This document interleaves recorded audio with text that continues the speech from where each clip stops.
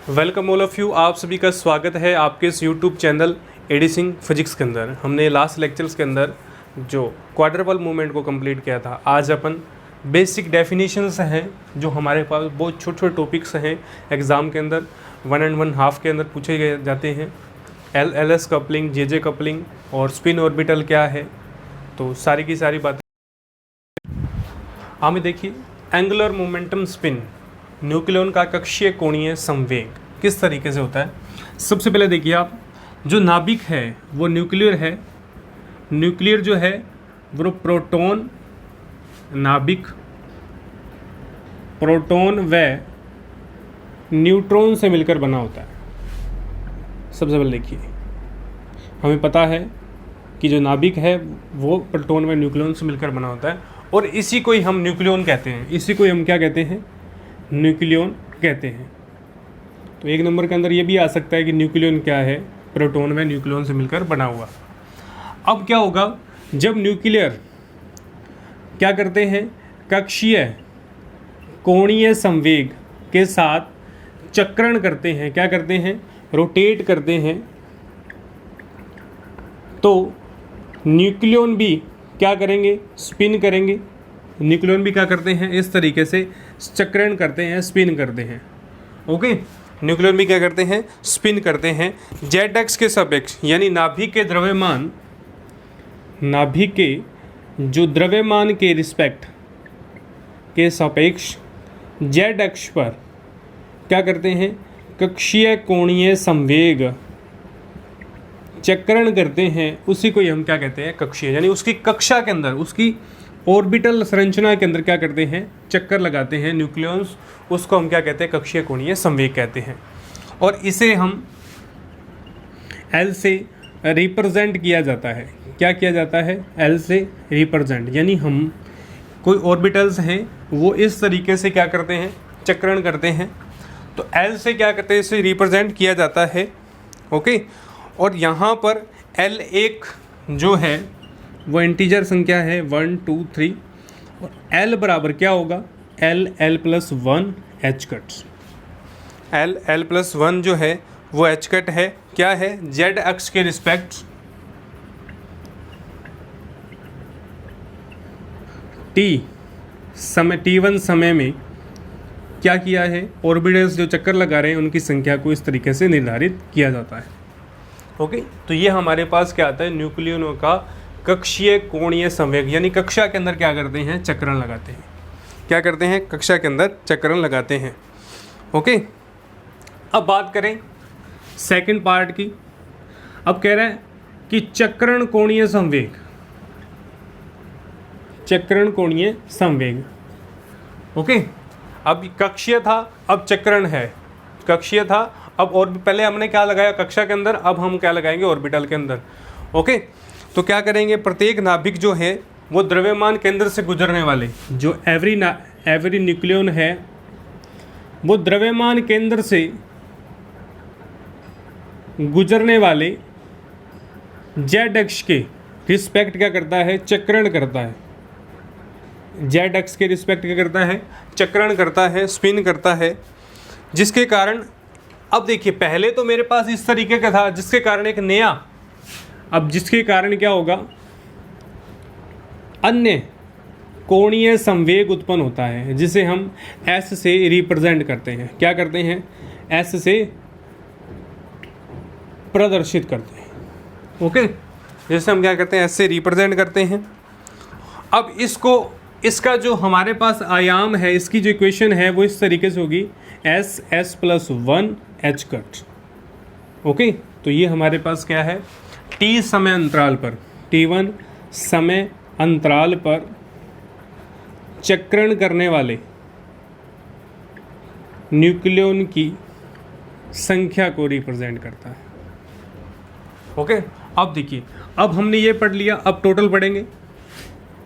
Total यानी कुल कोणीय संवेग, कुल कोणीय संवेग, टोटल एंगुलर मोमेंटम। ओके, तो तुल्य कोणीय संवेग, टोटल एंगुलर मोमेंटम।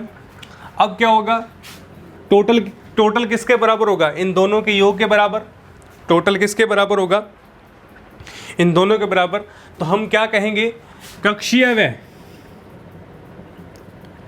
चक्रण कोणीय संवेग का योग क्या कहलाता है, तुल्य या कुल कोणीय संवेग कहलाता है।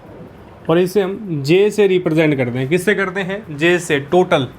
तो पहले वाले का और दूसरे वाले का जोड़, तो पहले वाला क्या है मेरे पास L और दूसरे वाला S, तो दोनों में क्या आएगा इस तरीके से L+1 H कट, ओके, और यहाँ पर क्या आएगा S+1 H कट, ओके। तो ये हमारे पास क्या कि टोटल मोमेंटम आ गया, ओके। और इसको लिखने का जो नया पैटर्न है, अब इसको किस तरीके से लिखेंगे, J+1 H कट, और ये मेरे पास आ जाएगा total angular momentum. Total angular momentum मेरे पास प्राप्त होता है, ओके। तो ये मेरे पास आया टोटल एंगुलर मोमेंटम। अब कोणीय तुल्य, अब यहाँ पर एक और डेफिनेशन आती है, कोणीय तुल्य संवेग। कोणीय तुल्य संवेग, ओके। अब ये था तुल्य कोणीय संवेग नाभिक का, ओके। तो एक हम इस तरीके से रिलेशन में लिखते हैं I+1 H कट, तो इस तरीके से भी लिखा जाता है, ओके। तो बेसिक सी डेफिनेशंस थी। पहले हमने पढ़ा न्यूक्लियन का कक्षीय कोणीय संवेग, चक्रण, फिर हमने टोटल। तो ये एग्ज़ाम के अंदर पूछी जाती हैं 1 and 1/2 के अंदर, और आपका 1 and 1/2 मोस्ट इम्पोर्टेंट है, ओके। तो नेक्स्ट देखिए प्लीज़, नाभिक का द्विध्रुव घूर्ण, मैग्नेटिक मूवमेंट। अब देखिए, जिस प्रकार इलेक्ट्रॉन का नाभिक के और चारों ओर एक द्विध्रुव घूर्ण होता है, एंगुलर मोमेंटम होता है। अब देखिए, मैं यहाँ पर लैंग्वेज लिख रहा हूँ, जिस प्रकार इलेक्ट्रॉन का नाभिक के चारों ओर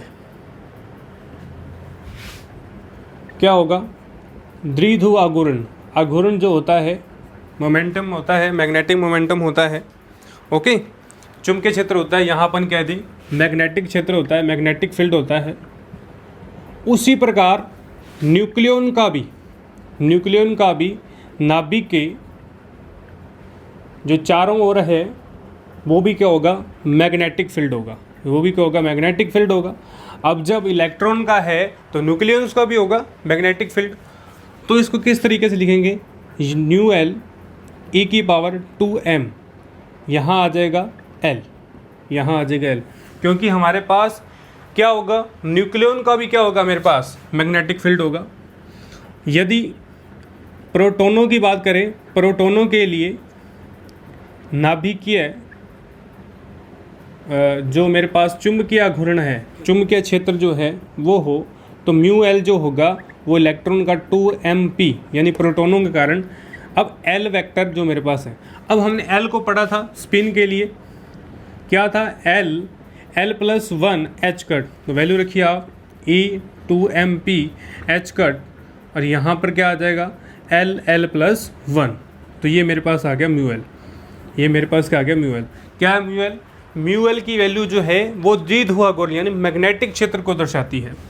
अब यदि इस चीज़ की वैल्यू को मैं क्या मानूं, एक नया कांस्टेंट मान लूँ, नया कांस्टेंट क्या होगा, μ0 मान लीजिए आप, या आप μn मान लीजिए, कोई मान लीजिए μn, तो μn क्या होगा L+1। अब बात करें μn क्या है, μn जो है वो किसके बराबर होगा, यानी μn की वैल्यू क्या है, EH का 2mp, और ये जो होता है ये मैग्नेटोन के बराबर, किसके बराबर होता है, ये हमारे पास बोर मैग्नेटोन, यानी मेरे पास जो वैल्यू होगी वो E1830 यानी बोर मैग्नेटोन के 1830वें भाग के बराबर होगी, यानी μn की वैल्यू इस तरीके से कैलकुलेट कर सकते हैं, ओके। तो यहाँ पर ये मेरे पास क्या होगा, ये पास मैग्नेटिक फील्ड की वैल्यू आ जाएगी, ओके। बहुत सिंपल टॉपिक हैं, जस्ट आपके एग्ज़ाम में 1 and 1/2 के अंदर पूछे जाते हैं।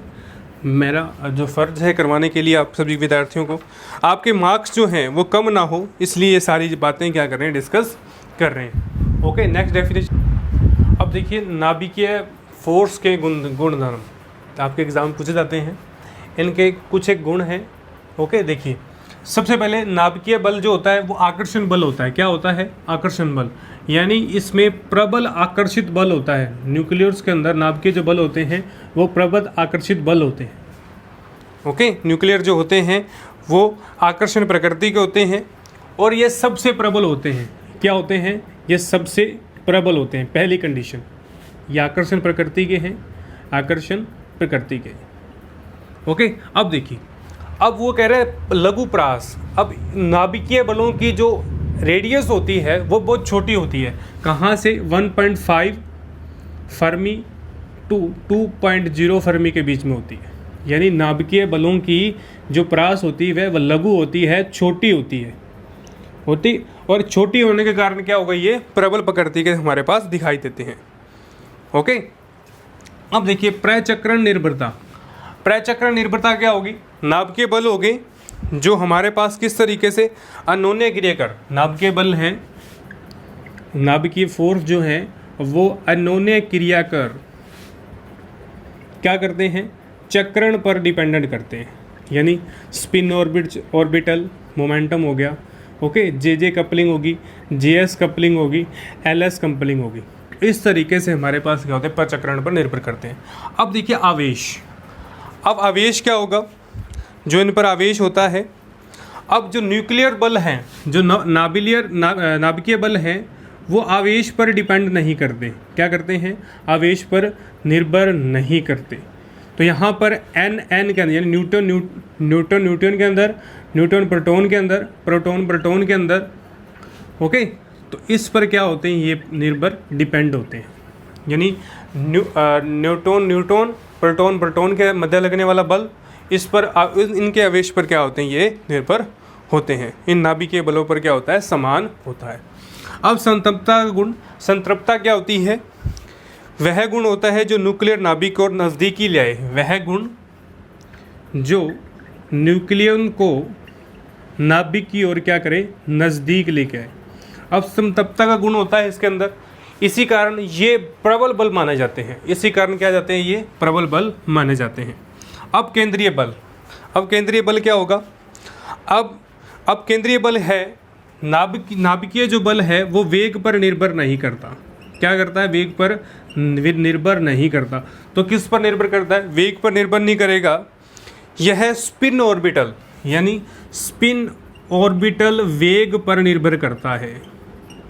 ओके, तो मैंने आपको बताया 6 गुण हैं। 6 के 6 एग्जाम में पूछे जाते हैं कि नाभिकीय बलों के गुणों की व्याख्या कीजिए। तो आपने सबसे पहले हेडिंग लगानी है, आकर्षण बल या प्रबल आकर्षित बल होते हैं। ओके, और यहाँ पर इनका जो आकर्षण होता है वह सबसे ज़्यादा होता है। फिर लघु प्रास, इनकी जो प्रास होती है, इनकी जो रेडियस होती है वो बहुत छोटी होती है, लघु होती है। यानी 1.5 फर्मी से 2.0 फर्मी के बीच में होती है और कुछ एक की 0.5 होती है एक्सेप्शन केस के अंदर।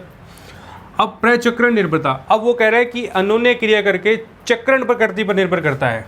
ओके, जैसे स्पिन ऑर्बिटल हो या जे कपलिंग हुई, एसएस कपलिंग हुई। ओके, फिर कहता है आवेश। इन पर जो आवेश होता है, पहली बात तो इन पर आवेश धनावेश होता है। दूसरा ये कहता है किसी भी आवेश पर निर्भर नहीं करते हैं। यहाँ न्यूटन के मध्य लगने वाला, न्यूटन प्रोटॉन के मध्य लगने वाला, प्रोटॉन के लगने वाले पर निर्भर करते हैं। ओके, और संतृप्तता का गुण क्या है? यह न्यूक्लियन पर निर्भर करते हैं। यह है जो न्यूक्लियन को पास में लेके आए, ऐसा बल जो ऐसा गुण जो न्यूक्लियर को क्या करे? पास लेके आए। ओके, और अब केंद्रीय बल या वेग पर डिपेंड नहीं करते हैं और स्पिन ऑर्बिट डिपेंड पर करते हैं। ओके, तो ये हमारे पास कुछ एक डेफिनेशन थी, कुछ एक गुण थे जो आपको बताने बेहद ज़रूरी थे। ओके, तो आज के लेक्चर में सिर्फ इतना ही। नेक्स्ट लेक्चर में नए टॉपिक के बारे में चर्चा करेंगे। तब तक के लिए आप घर रहिएगा, सुरक्षित रहिएगा। Thank you.